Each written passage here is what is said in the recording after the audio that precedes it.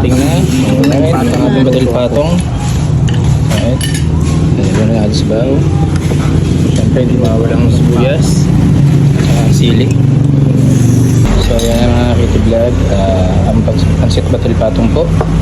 Dito sa Jay's Food House. So, since 2018 pa po ito mga Kitty Vlog. Alright. Yan po for only 80 pesos. Napakasulit na. Napakasarap pa.